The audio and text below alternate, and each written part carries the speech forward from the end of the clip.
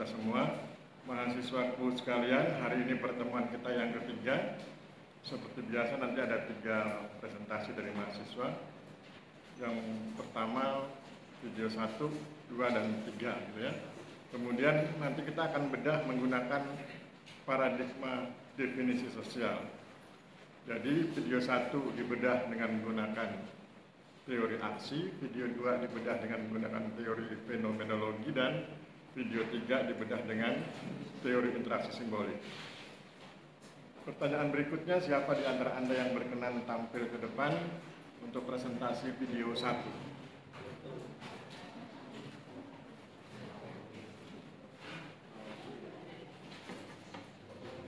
Siapa yang berkenan tampil video 1? Video 1 nggak ada, video 2?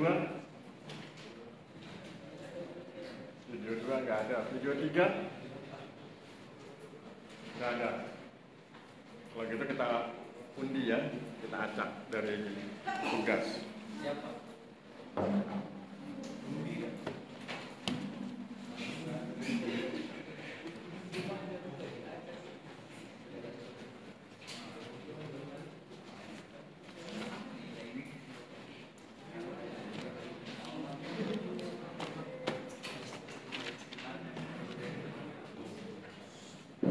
Oke, kita kumpulkan orangnya dulu ya. Kalau sudah pernah bilang sudah ya, kalau kemarin di pertemuan 2 sudah presentasi bilang sudah. Video pertama, Binar Arko Gumilar. Ada ya? Ya, simpan dulu Mas nanti. Video 1 beliau ya. Video 2. Video 2 Ribowo Akbar. Yang mana? Komkes jangan, Komkes minggu depan khusus pejabat. Minggu depan Komkes, wakil Komkes, sekretaris. Kita simpan dulu Komkesnya ya.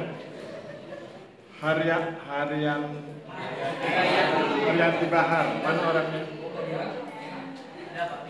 Oh ya, oke. Video 2 Mbak.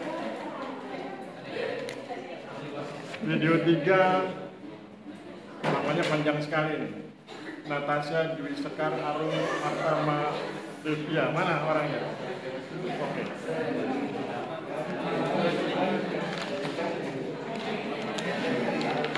Jadi video 3 Natasha, video 2 Haryanti, video 1 Binar. Mana Binar? Silakan ke depan Mas.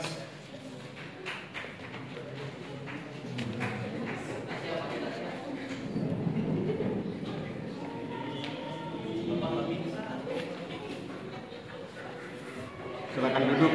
Jadi nanti tugas narasumber adalah membacakan, mohon perhatian, tugas narasumber membacakan apa yang beliau tulis. Kemudian nanti beliau putuskan isunya, karena kan kalau Anda lihat videonya itu isunya banyak sekali hal yang harus dikerjakan oleh KKNP itu. Nanti beliau pilih isu yang mana yang mau dibahas. Kemudian sesudah itu saya lempar ke audiens. Kalau isu itu dibedah dengan menggunakan teori aksi, kira-kira apa komentarnya? Nanti dari audiens baru kita kembalikan ke narasumber. Sesudah itu saya luruskan, kemudian selesai. Ya, silakan Mas, perkenalkan diri. Baik, terima kasih Pak Firman atas waktu dan kesempatannya. Mohon izin memperkenalkan diri. Nama saya Binar Arko Gumilar, NIT 22314-095 dari kelas D di Pemapan Pertahanan semester 3. Pada kesempatan kali ini saya akan membacakan dan menjelaskan terkait beberapa hal yang sudah saya dapatkan dari video yang berada di YouTube-nya Pak Listiono terkait dengan kuliah kerja nyata di Kantor Pertanahan Kabupaten Dompu. Jadi di Kabupaten Dompu tahun kemarin ada KKN dari SNN. Di video itu saya mendapatkan setidaknya 5 hal yang saya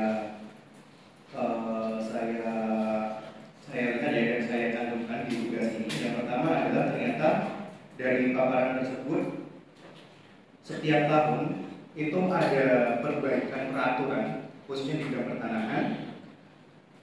Contohnya pada di Kabupaten Dompu dan mungkin juga di Kantor Pertanahan se-Indonesia terkait tentang juknis PTSL, di mana juknis PTSL ini setiap tahun mendapatkan updating, perubahan-perubahan yang memang diharapkan perubahan ini menuju perubahan yang lebih baik daripada tahun-tahun sebelumnya. Karena pasti juknis yang ada di tahun 2023 itu merupakan salah satu hal perbaikan dari kegiatan PTSL di tahun 2022. Kemudian yang kedua adalah terdapat desa yang harga tanahnya itu mengalami kenaikan harga dan terindikasi dapat terpicu dari konflik. Dikarenakan kenapa bisa memicu konflik? Karena ternyata di desa itu ada tambang, sehingga tambang ini yang masuk ke desa tersebut menjadi salah satu hal yang memicu harga tanah di daerah tersebut naik, dan juga mungkin nanti akan ada konflik di dalamnya. Selanjutnya, tidak hanya hal tersebut, ternyata di Dompu juga terdapat permasalahan konflik jual beli. Maksudnya adalah adanya jual beli atau tanah yang dijual berkali-kali, dan perlu melakukan pemahaman pada masyarakat terkait melihat informasi pertanahan secara mandiri melalui aplikasi Sentuh Tanahku. Kementerian ATR BPN memiliki salah satu aplikasi yaitu Sentuh Tanahku, di mana di situ kita bisa melihat melalui peta pendaftarannya tanah-tanah mana saja, bidang-bidang mana saja yang sudah bersertifikat, sudah tervalidasi, dan bidang yang belum tersertifikat maupun tervalidasi.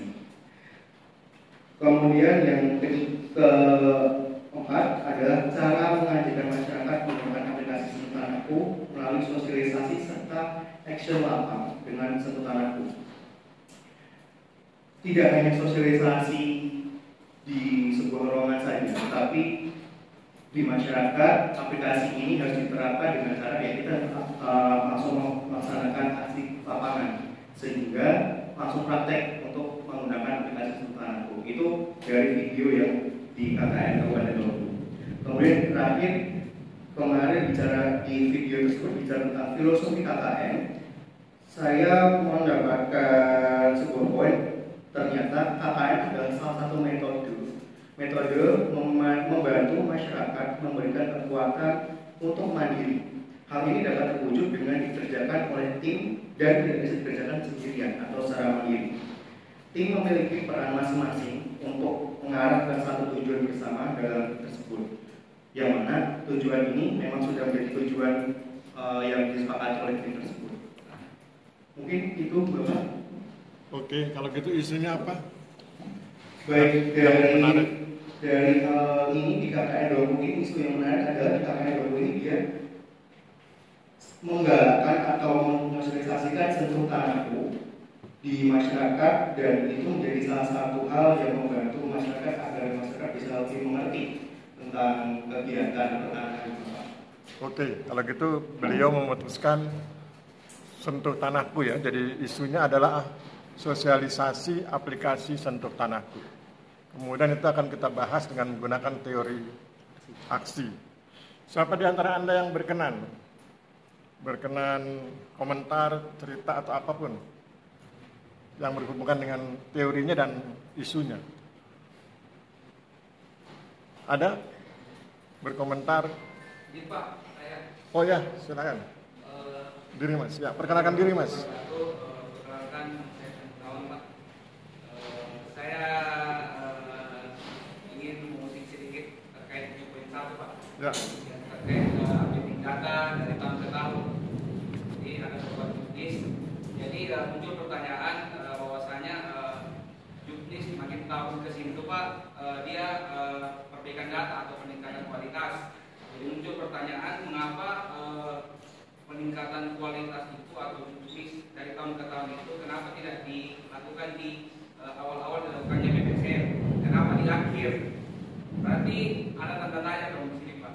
Apakah SDM yang pertanahan yang kurang berkompeten atau seperti apa? Mungkin itu yang saya mau tanyakan. Kenapa seperti itu? Oke, terima kasih. Berarti beliau belum bersedia merespon yang itu. Silakan jawab yang itu dulu. Baik, terima kasih Mas Arnan atas pertanyaannya ya. Kenapa kok kegiatan updating ini tidak dilakukan dari mulai pertama adanya PTSL? Yang jelas semuanya tentu tahu, juga Mas Arnan juga sebagai pelaku di kantor pertanahan, Pada awal PTSL itu adalah kita mengejar kuantitas atau kuantitinya, karena memang dari Presiden Joko Widodo menginstruksikan bahwa tahun 2024 seluruh 2025 seluruh tanah yang ada di Indonesia terpetakan. Akhirnya dari instruksi tersebut muncullah PTSL, salah satu nawacita dari Presiden Jokowi, dan dari situ di tahun 2018-2019 dari beberapa masukan, akhirnya mungkin ketika dicek bidang tanah itu ada kesalahan-kesalahan karena menurut saya pernah membaca teori bahwa kuantitas itu tidak bisa sebanding dengan kualitas. Artinya kalau misalnya kita mau mengejar kuantitas, mau tidak mau kualitasnya akan tidak maksimal. Itu juga dengan kualitasnya. Ketika kualitasnya maksimal, kuantitasnya mungkin tidak akan mencapai hasil yang maksimal. Seperti itu. Akhirnya adanya revisi juknis itu yang membuat pada mulai tahun 2019 sampai dengan tahun 2023 sekarang muncullah kegiatan validasi atau updating data. Di tahun 2017 sampai 2019 updating atau validasi itu ditutup, tapi mulai lambat laun akhirnya validasi itu dibuka oleh pusat. Mungkin menurut saya para pimpinan menyadari bahwa beberapa tahun lalu memang kita mengejar kuantitas, tapi sekarang kita mulai untuk memperbaiki kualitas-kualitas yang memang seyogianya bisa diperbaiki, seperti itu. Mungkin begitu Bapak dari saya.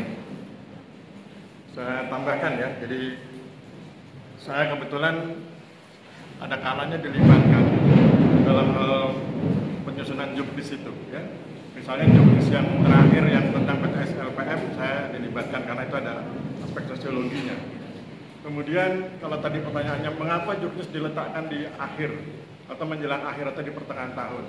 Jawabannya sebetulnya tidak demikian. Juknis itu selalu di awal tahun. Hanya saja kemudian pengalaman teman-teman di lapangan itu sebelum masuk Januari mereka sudah persiapan. Jadi Oktober, November, Desember mereka sudah misalnya Oktober, November, Desember 2022 mereka sudah mengerjakan program yang 2023 dengan harapan nanti begitu 2023 masuk, juknisnya muncul, tinggal disesuaikan sedikit sudah masuk itu yang 3 bulan terakhir.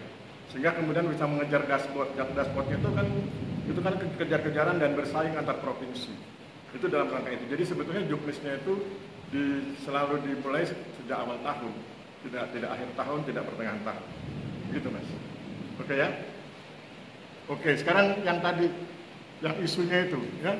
Jadi narasumber satu itu punya isu bahwa ada sosialisasi aplikasi Sentuh Tanahku.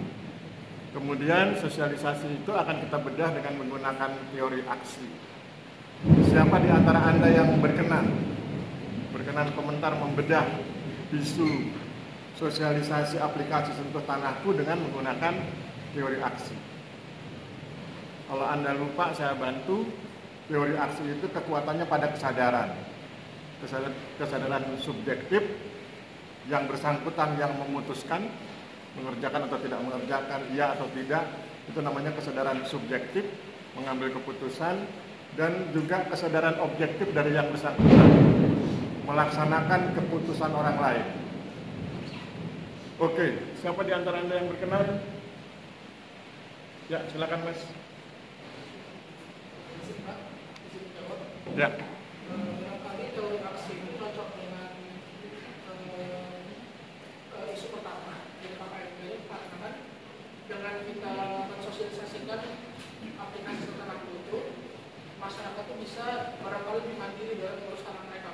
Jadi mereka itu bisa melalui aplikasi dua bisa mengecek bidang pemberkasan dan mungkin barangkali bisa lebih tidak bergantung sama orang lain dalam mengurus suatu berkas seperti itu. Karena kalau masyarakat di pedalaman itu cenderung memiliki pikiran tergantung. Jadi kalau dengan mereka itu bisa melakukan hal-hal itu dengan adanya dorongan dari stakeholder lain. Jadi saya kira dengan adanya Taruna Istana ini dibantu dengan BPN itu sosialisasikan Sentuh Tanahku itu masyarakat bisa lebih mandiri karena mereka langsung melihat oh seperti ini dengan aplikasi ini. Oh ternyata proses seperti ini. Oke, silakan direspon Mas.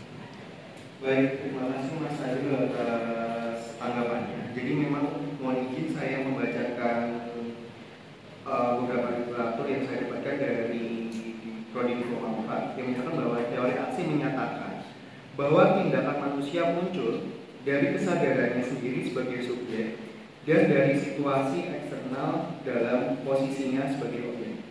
Sebagai subjek, manusia bertindak atau berperilaku tertentu dengan maksud untuk mencapai tujuan-tujuan tertentu.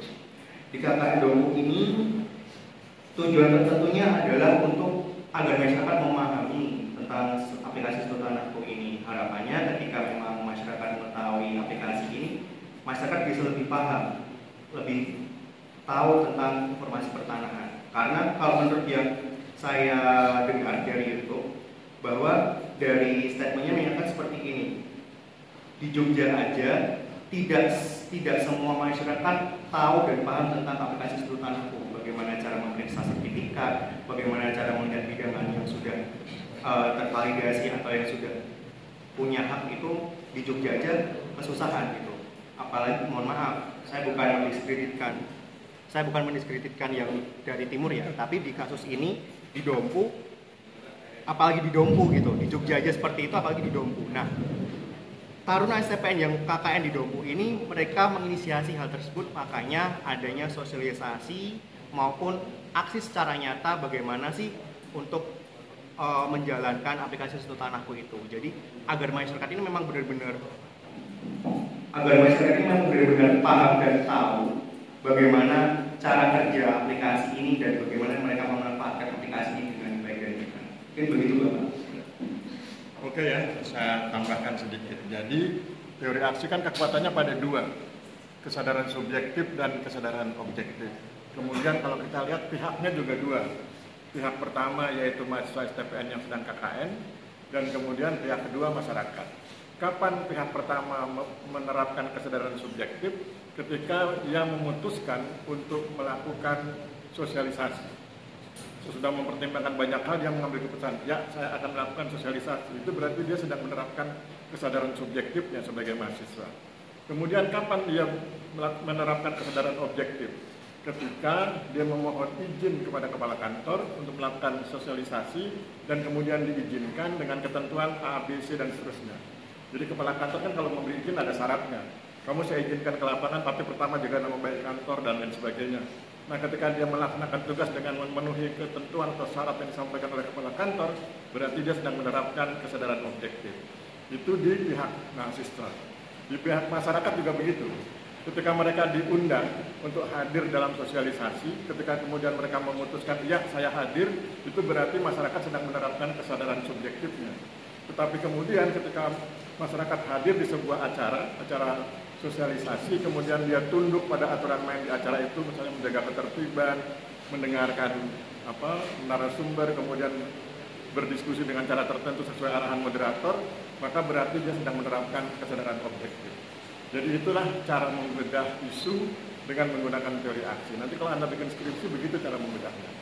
Anda misalnya bikin PTSL, maka kemudian kalau gunakan teori aksi, Anda bilang ketika masyarakat ikut PTSL, memutuskan ikut PTSL, mereka sedang menerapkan kesadaran subjektif. Ketika mereka kemudian memenuhi syarat, harus begini, harus begitu, pasang tanda batas dan lain sebagainya, berarti mereka sedang menerapkan kesadaran objektif. Saya pikir demikian ya, mudah-mudahan jelas. Aplaus untuk narasumber 1, terima kasih. Berikutnya narasumber 2, Haryanti.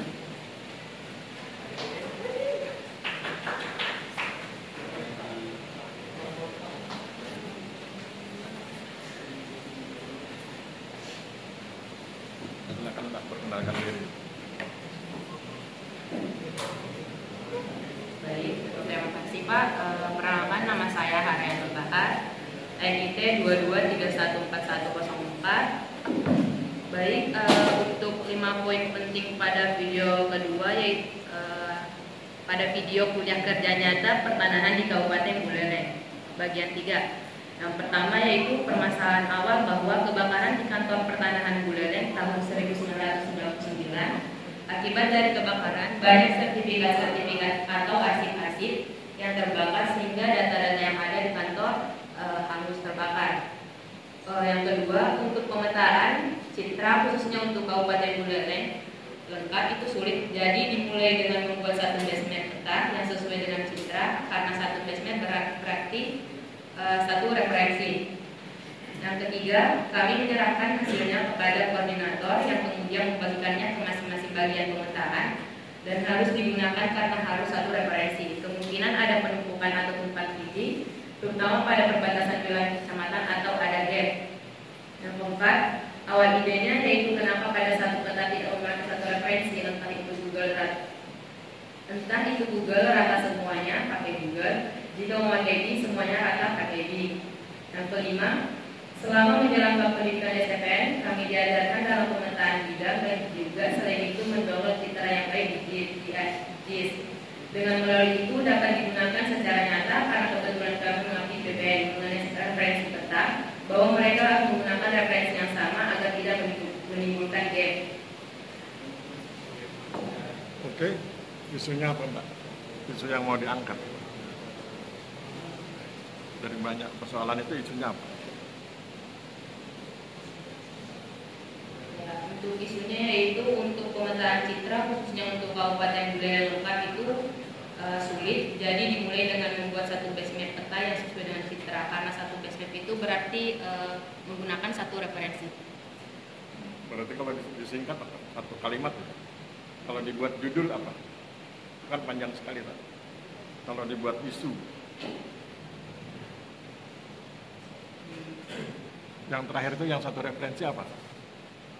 Satu referensi itu Pak kan Bukan definisi, itu bacaan yang kamu tadi baca. ini untuk pemetaan citra khususnya untuk Kabupaten Buleleng lengkap itu sulit. Jadi dimulai dengan membuat satu basement peta yang sesuai dengan citra, karena satu basement berarti satu referensi. Berarti pembuatan bitmap. Iya. Pembuatan bitmap dengan satu alasan satu referensi gitu. Iya. Oke.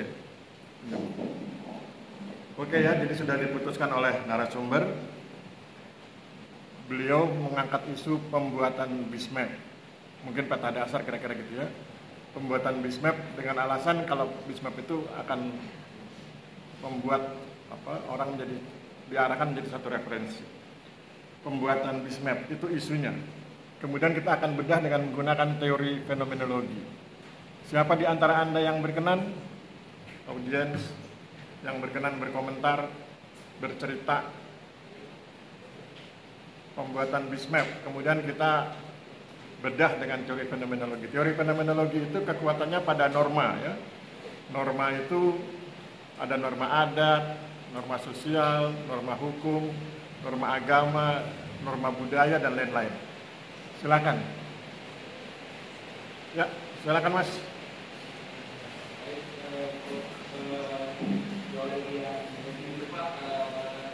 Jadi dikatakan berarti satu referensi yang dari video Kabupaten Buleleng itu Pak.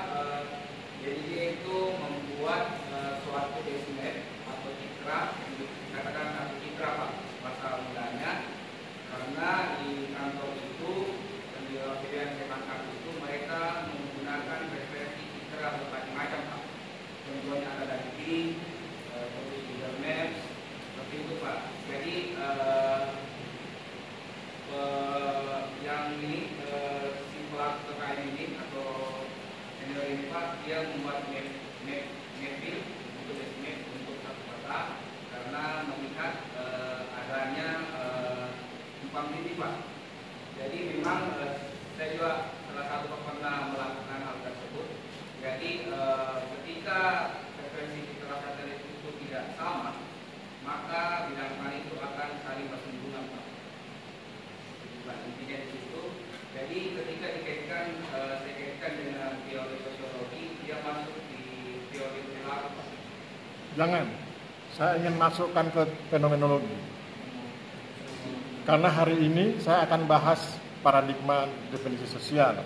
Di paradigma definisi sosial itu teorinya kan 3. Teori aksi, teori fenomenologi, teori interaksi simbolik. Teori aksi sudah kita gunakan tadi di narasumber 1. Narasumber 2 kita gunakan teori fenomenologi. Bisa. Jadi 7 teori itu bisa digunakan untuk apa saja. Tidak hanya teori perilaku. Kalau terkait yang teori itu Pak,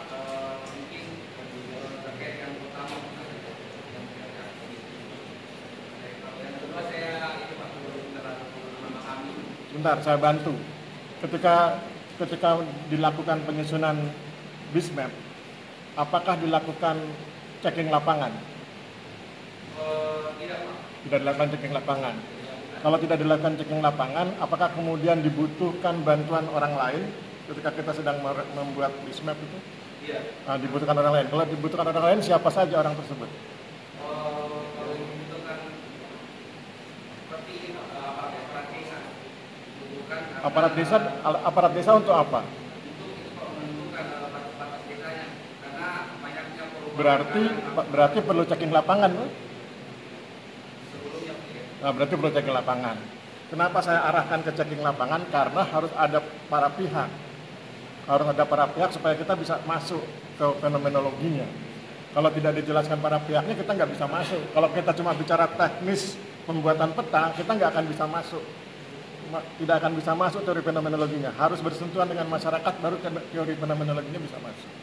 Nah, ketika dilakukan checking ke lapangan, ketika dilakukan audiensi namanya, audiensi dengan pemerintah desa, dengan perangkat desa, atau kemudian dengan kepala dusun, kalau batasnya mungkin di dusun, maka kemudian di saat itulah teori fenomenologi masuk.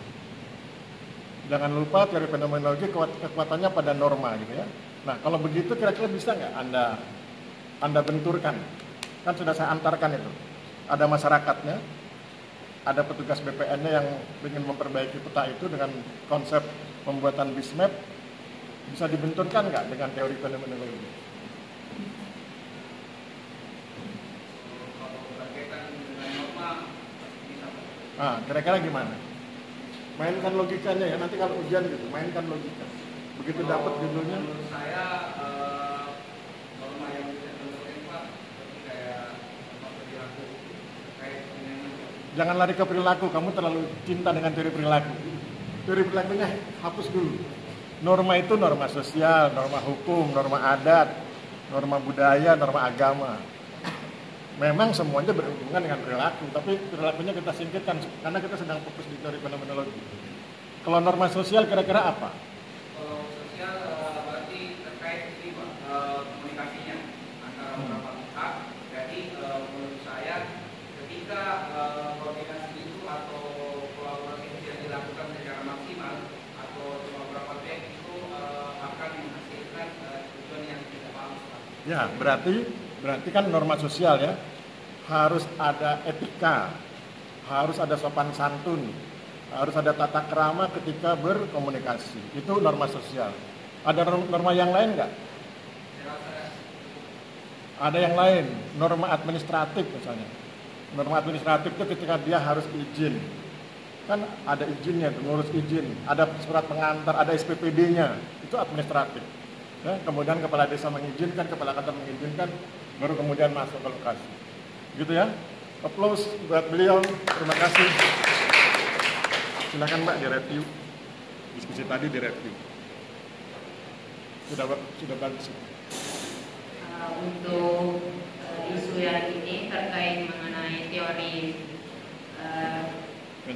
fenomenologi, yang pertama yaitu didasarkan dengan norma, di mana norma yang sesuai dengan pembicaraan tadi yaitu norma sosial, di mana diperlukannya itu etika dalam berbicara. Artinya diperlukannya itu komunikasi yang baik antara pihak kantor pertanahan, aparat desa, serta pemilik bidang tanah.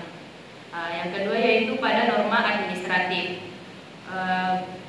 Di sini norma administratif itu artinya perlu adanya izin dari aparat desa, kantor pertanahan, serta izin dari pemilik tanah untuk menunjukkan batas-batas tanah yang akan dicek di lapangan. Oke, jadi nanti kalau Anda bikin skripsi, misalnya judulnya pembuatan BISMAP, kemudian Anda gunakan teori fenomenologi, maka begitu caranya.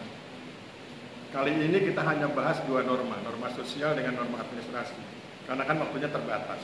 Tapi kalau nanti Anda bikin skripsi, norma lain bisa Anda bahas itu. Ada norma budaya, ya, ada norma ekonomi. Apakah itu kemudian memberi keuntungan ekonomi pada masyarakat atau tidak memberi keuntungan? Anda wawancarai mereka. Itu nanti kalau ditulis sekitar 100-200 halaman. Ya. Jadi kelihatannya sepele, tapi kalau didetilkan, diwawancarai, nanti kan Anda dibantu oleh dosen pembimbing kasih arahan, oh ini bikin 8, misalnya bikin 20 pertanyaan, itu bisa lumayan detail ceritanya. Ya. Oke, aplaus buat narasumber 2, terima kasih. Oke, thank you. Terakhir, narasumber 3, Natasha. Narasumber 3 nanti teorinya dengan teori interaksi simbolik ya, teori pemaknaan. Perkenalkan diri Mbak. Assalamualaikum warahmatullahi wabarakatuh. Waalaikumsalam warahmatullahi wabarakatuh. Perkenalkan, nama saya Natasha Rizkar Armata Media dengan NIP 22314115. Saya sudah merangkum 3 poin yang terdapat pada video 3 yang berjudul Harusnya 5 poin dalam video 3 yang berjudul kuliah kerja nyata pertanahan di Kabupaten Bekasi. Untuk poin pertama, KKNP dilakukan oleh narasumber di Bekasi ada 3 yang diberikan, yaitu kesalahan sengketa untuk mitigasi permasalahan di kantor, yang kedua membuat benar, dan yang ketiga adalah membuat proses alur tanah timbul. Yang kedua, dari 3 hasil yang diberikan, menurut narasumber, peta lahan sengketa untuk mitigasi permasalahan di kantor adalah yang paling worth it, karena kantor belum mempunyai mitigasi terhadap pelayanan pendaftaran. Poin yang ketiga, untuk pengadaan dibuat karena masyarakat di sana sebelumnya terkena pengadaan lalu terkena lagi yang mengakibatkan tanahnya habis. Poin keempat, untuk di Kantor sendiri permohonan untuk tanah belum masuk karena sertifikat tanah itu sendiri dipegang oleh instansi yang membutuhkan tanah. Dalam hal ini adalah Kementerian PUPR. Dan poin yang terakhir adalah memberikan manfaat mental dalam bentuk pelayanan pengembangan potensi lokal di bidang pertanahan atau berbasis kebudayaan. Oke, isu utamanya apa yang mau kita bahas? Isu dari semua cerita itu apa hal penting yang bisa kita diskusikan? KKNP yang dilakukan oleh narasumber di Bekasi itu ada 3 yang diberikan, yaitu peta lahan sengketa untuk mitigasi permasalahan di kantor, yang kedua membuat banner, sama yang ketiga proses alur tanah timbul. Pilih satu Mbak, pilih satu isu atau? Peta lahan sengketa untuk mitigasi permasalahan di kantor. Apa? Peta lahan sengketa untuk mitigasi permasalahan di kantor. Peta lahan, berarti pembuatan ya? Oke, narasumber 3 menyampaikan isu utamanya adalah pembuatan peta potensi mungkin ya, peta potensi lahan sengketa. Isunya adalah pembuatan peta potensi lahan sengketa. Kemudian itu akan kita benturkan dengan teori interaksi sosial ya, interaksi simbolik. Siapa di antara Anda yang berkenan berkomentar seperti tadi beliau itu? Ada isunya pembuatan peta potensi lahan sengketa, kemudian ada teorinya, teori interaksi simbolik. Teori interaksi simbolik itu pemaknaan, bagaimana masyarakat memaknai sesuatu dan maknanya itu bisa beraneka ragam. Siapa di antara Anda yang berkenan? Oh ya, silakan Mas, berdiri Mas.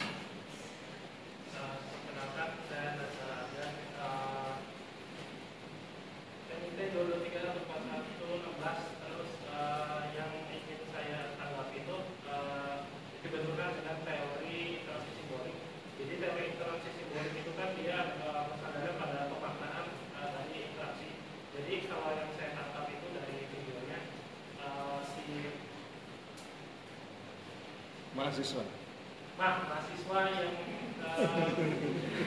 KKNP di Kabupaten Bekasi, kalau saya tidak salah ingat, dia itu memaknai, dia selama ini melihat fenomena di kantornya itu banyak berkas masuk yang bermasalah gitu. Jadi dari situ banyak mungkin berkas yang bermasalah itu kok bisa masuk. Jadi dia memaknainya itu, dia memaknai bahwa ada sesuatu mitigasi yang yang kantor ini buat gitu. Jadi supaya menjadi filter terhadap berkas itu. Nah, jadi si mahasiswa ini dia merespon makna yang dia buat itu dengan membuat peta lahan sengketa itu, Pak. Ya, Jadi pembuatan peta potensi lahan sengketa itu merupakan hasil dari dia memaknai sesuatu gitu loh. Mahasiswa memaknai bahwa seringkali ada berkas yang bermasalah justru bisa masuk karena tidak terdeteksi sejak awal gitu. Oke, saya pikir betul ya. Aplaus buat beliau. Ya, direview Mbak, silakan direview, diulang atau dikomentari.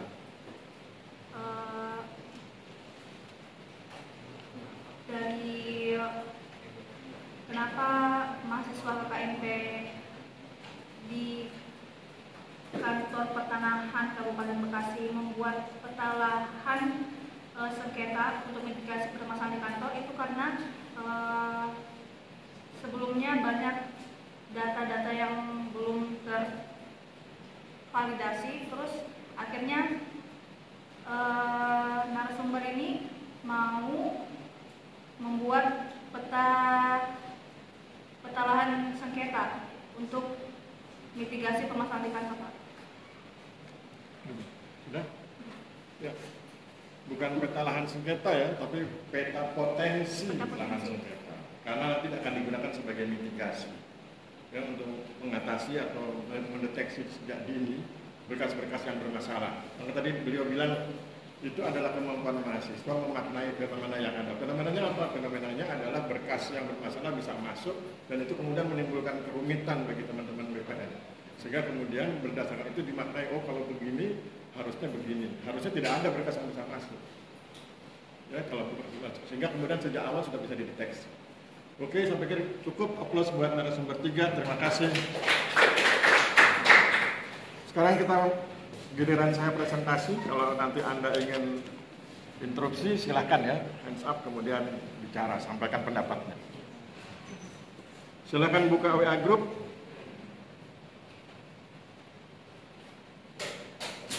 Komkas kalau waktunya nanti lewat, tolong diingatkan ya.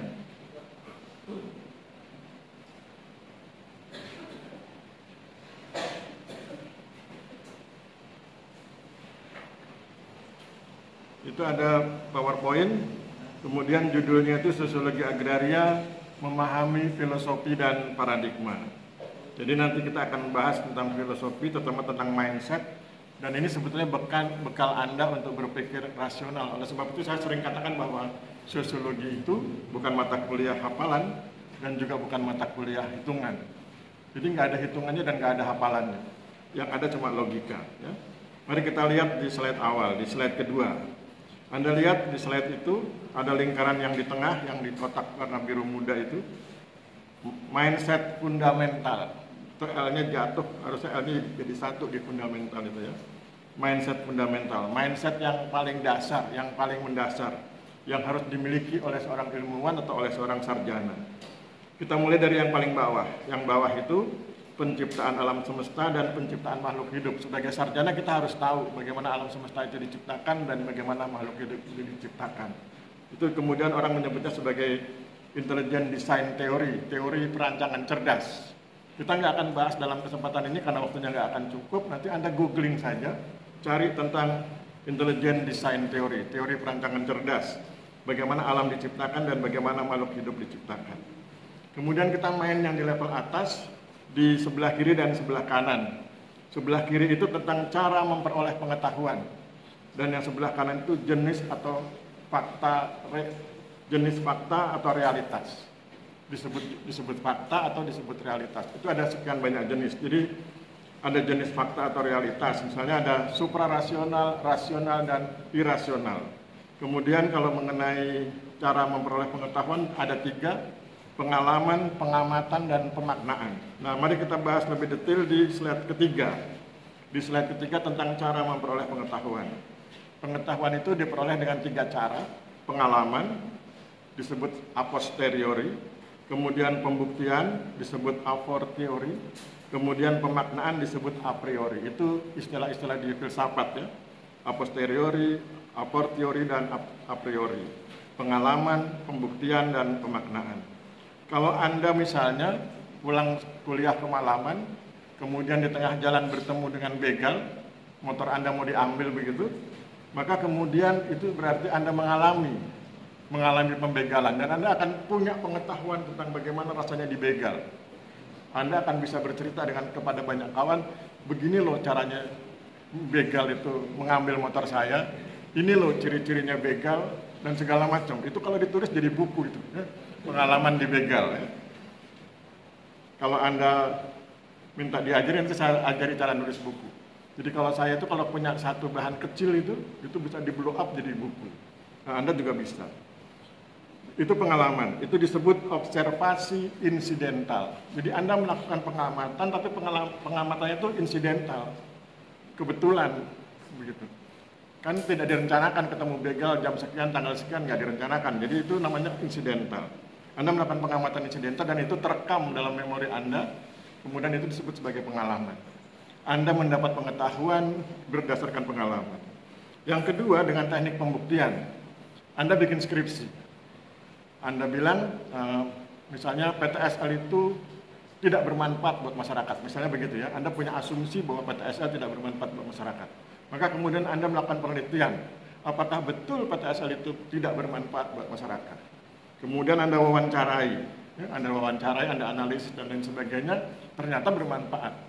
Berarti Anda mendapat pengetahuan berdasarkan pembuktian. Itu disebut sebagai observasi mendalam, ya, atau eksperimen mendalam. Jadi Anda mendalami betul peristiwa itu, Anda datang, Anda rencanakan, Anda buat proposalnya, ada metodologinya dan lain sebagainya. Itu observasi. Kemudian yang berikut adalah pengetahuan diperoleh melalui pemaknaan. Pemaknaan itu merenung, ya, menafsir, merenung. Jadi misalnya Anda punya sahabat pengen bunuh diri, Mas besok tanggal sekian, jam sekian saya mau bunuh diri. Oh ya Mas tunggu, saya mau merenung, mencari jalan keluar, apakah bunuh diri itu diperlukan atau tidak diperlukan. Maka Anda merenung, Anda kemudian memaknai. Kenapa sampai dia sampai bunuh diri, apa faktor penyebabnya dan lain sebagainya. Kemudian Anda bilang, oh iya, kalau gitu bunuh diri bisa diatasi dengan cara diberi harapan. Bahwa kalau Anda tidak jadi bunuh diri, hidup Anda akan begini, pengharapan. Nah, kemudian Anda sampaikan ke yang bersangkutan dan kemudian yang bersangkutan gagal membatalkan bunuh dirinya. Berarti Anda mendapatkan ilmu dengan mendapatkan pengetahuan dengan memaknai. Ada isunya, mau bunuh diri, Anda merenung sejenak, kemudian Anda mendapatkan solusi, Anda sampaikan, dilaksanakan bermanfaat. Itu berarti lewat pemaknaan. Jadi ilmu itu diperoleh dengan 3 cara. Melalui pengalaman dibegal, melalui pembuktian, bikin skripsi tentang PTSL, melalui perenungan, melalui pemaknaan. Ada teman ingin bunuh diri, Anda carikan solusinya, diperoleh solusi berupa pemberian harapan, diberikan harapan, dijelaskan dengan baik, kemudian yang bersangkutan gagal bunuh diri atau membatalkan bunuh diri karena merasa hidupnya masih bermakna. Maka kemudian Anda berarti sudah mendapatkan pengetahuan dengan 3 cara ya, dengan pengalaman, pembuktian, dan pemaknaan. Berikutnya, di slide berikut, slide keempat, itu tentang realitas atau fakta. Fakta itu ada 3. Irasional dan rasional. Irasional itu kalau ditolak oleh akal Anda. Nggak mungkin nih, akal Anda menolak. Kemudian rasional, oh iya, masuk di dalam akal. Soal kemudian Anda berpendapat setuju, tidak setuju, itu namanya keputusan. Tetapi kisahnya itu, ceritanya itu, informasinya itu, pengamatannya itu masuk di logika Anda. Itu disebut rasional. Maka kemudian yang irasional dan rasional dimasukkan ke dalam satu kelompok, yaitu kelompok yang masuk dalam jangkauan indera manusia. Anda kan punya indera ya, indera penglihatan, pendengaran, dan lain sebagainya, termasuk berpikir. Itu masuk dalam ranah itu, berarti itu irasional dan rasional. Masuk di dalam jangkauan indera Anda. Karena nanti Anda harus tahu, ada juga hal-hal yang berada di luar jangkauan indera. Itu biasanya disampaikan oleh tokoh-tokoh agama. Ketika tokoh agama bilang kehidupan sesudah kematian, ketika tokoh agama bicara surga dan neraka, itu kan sesuatu yang belum mampu ditangkap oleh indera Anda. Bukan tidak ada, tapi tidak mampu ditangkap. Maka kemudian nanti tokoh-tokoh agama itu akan mengajarkan dengan caranya sesuai dengan agamanya masing-masing, memberi penjelasan. Sehingga nanti pelan-pelan informasi itu masuk ke wilayah rasional. Anda tidak mampu menjangkau, tapi Anda tahu kalau itu logis. Surga dan neraka itu logis, kemudian apalagi yang bernuansa agama, pokoknya kemudian logis karena si tokoh agamanya itu pandai sekali memberi penjelasan sehingga kemudian masuk ke logika Anda. Itu berarti dari wilayah suprarasional, yang terminologi agama itu di wilayah suprarasional, dari wilayah suprarasional itu, suprarasional dibawa masuk ke wilayah rasional oleh tokoh agama, kemudian dicerna oleh Anda, kemudian ya Anda paham ya, maka berarti sudah berada di wilayah rasional. Itulah realitas ya. Jadi ada realitas irasional, rasional, dan suprarasional. Kenapa Anda perlu memahami 3 realitas ini? Karena selama ini kan orang hanya pahamnya 2, irasional dan rasional. Anda perlu memahami bahwa dalam ilmu filsafat ada istilah fenomena dan noumena. Fenomena itu segala sesuatu yang mampu ditangkap oleh indera, noumena segala sesuatu yang senyatanya. Jadi kalau dibuat lingkaran besar, ada lingkaran besar. Di dalam lingkaran besar itu ada lingkaran yang kecil itu fenomena. Lingkaran besar itu noumena. Karena banyak sekali realitas yang Anda nggak paham, tetapi itu memang berada di luar fenomena, di luar jangkauan indera Anda. Ya, itu penting untuk memahami supaya kita menjadi ngerti bahwa oh iya indera kita terbatas. Ada hal-hal yang kita tidak sanggup pikirkan dan itu biarlah dipikirkan oleh teman-teman yang dari suprarasional, teman-teman agama atau tokoh agama. Oke, kita lanjut ke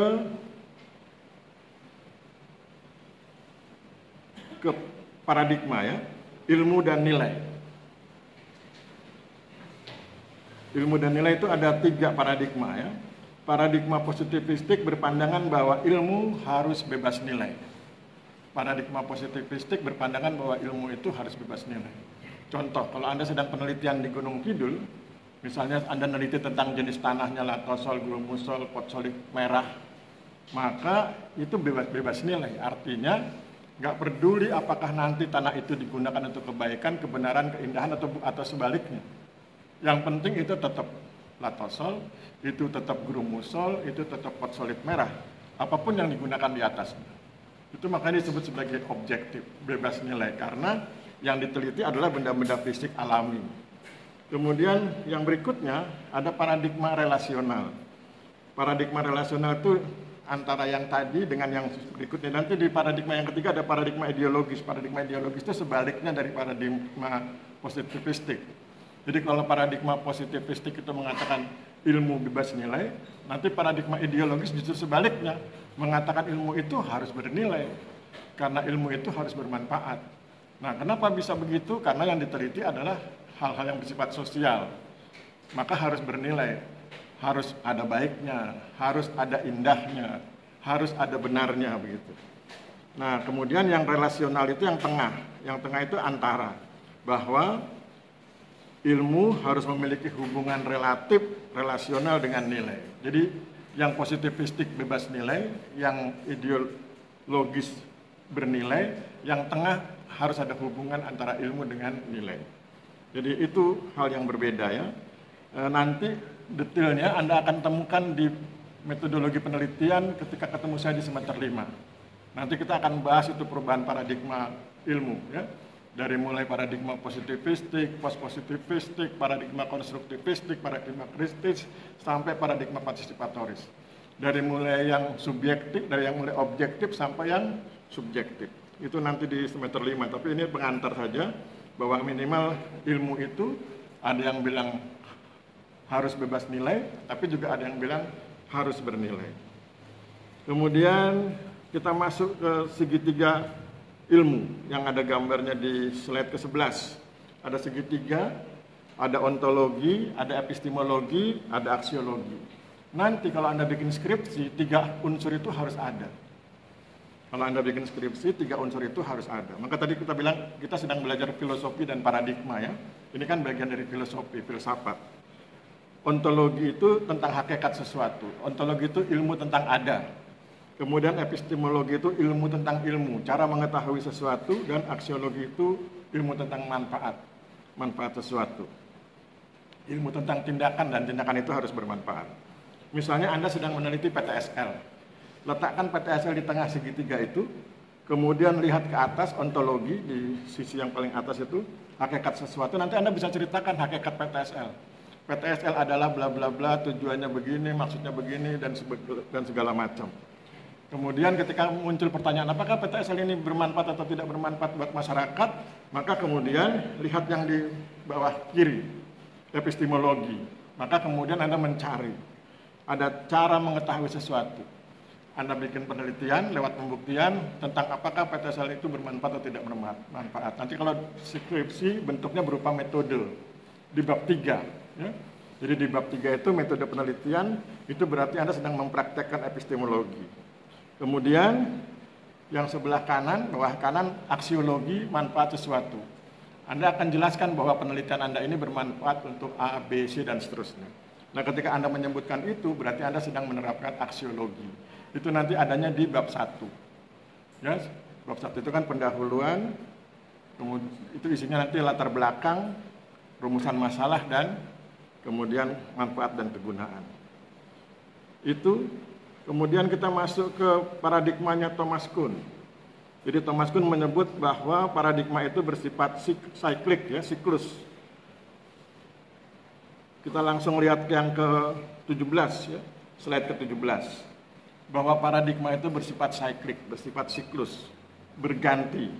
Anda lihat di slide ke-17, itu ada paradigma, awalnya paradigma fakta sosial.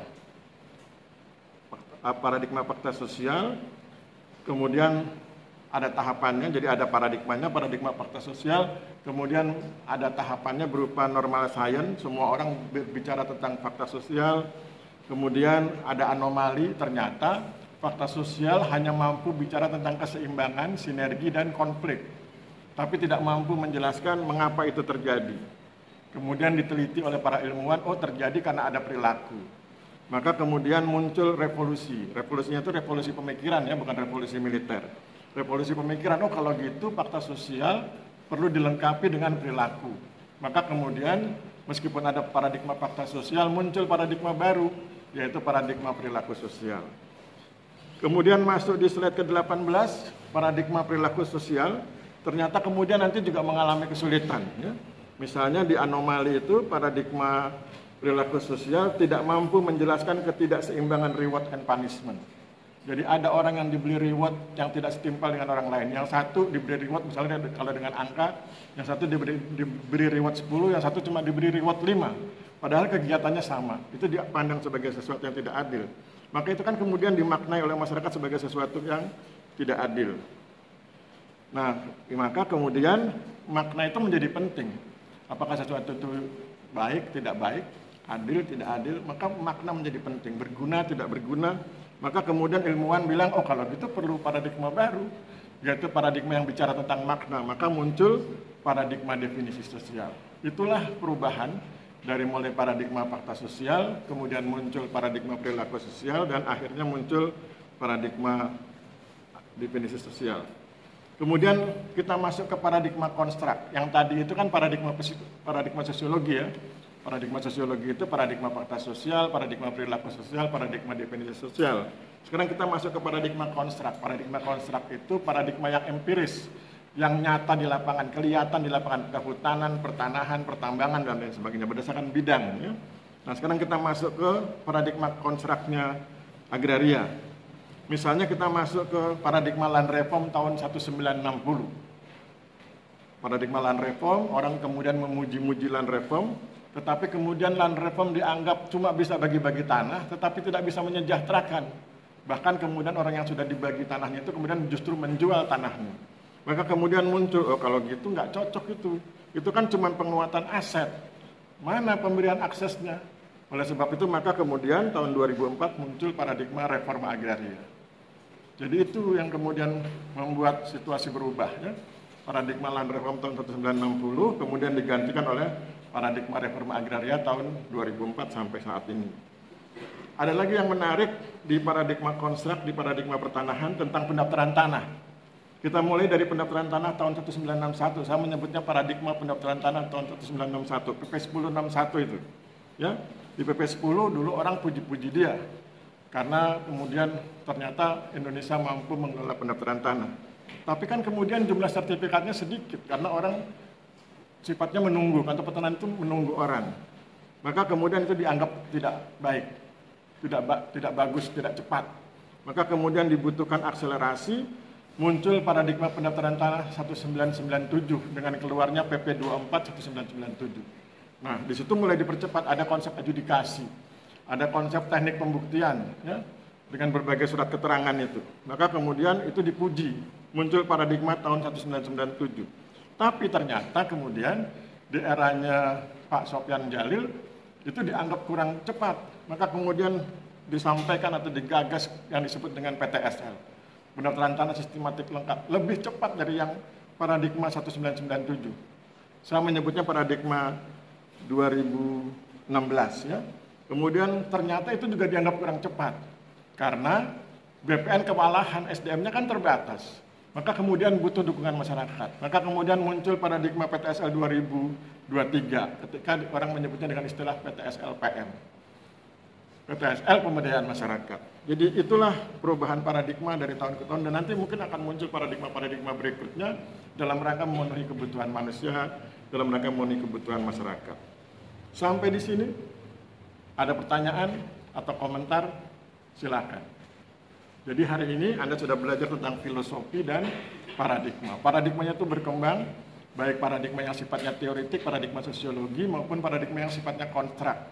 Tadi kita sudah bahas land reform, kita sudah bahas PTSL. Kalau Anda rajin, Anda bisa juga buat paradigma pengadaan tanah ya. Itu kan juga berubah-ubah itu. Bisa Anda buat, atau Anda bikin menjadi skripsi bisa juga. Tentang paradigma pengadaan tanah. Oke. Ada pertanyaan? Nggak ada. Anda juga sudah belajar filosofi ya, bahwa seorang sarjana itu tahu tentang dua hal. Tahu tentang realitas itu irasional, rasional, suprarasional. Anda tahu tentang cara memperoleh pengetahuan, pengalaman, pembuktian, dan pemaknaan. Nggak ada komentar? Kalau nggak ada komentar, kita akhiri ya. Tapi demikian, terima kasih. Wabillahi taufik wal hidayah. Wassalamualaikum warahmatullahi wabarakatuh. Salam sejahtera buat kita semua. Terima kasih dan selamat siang.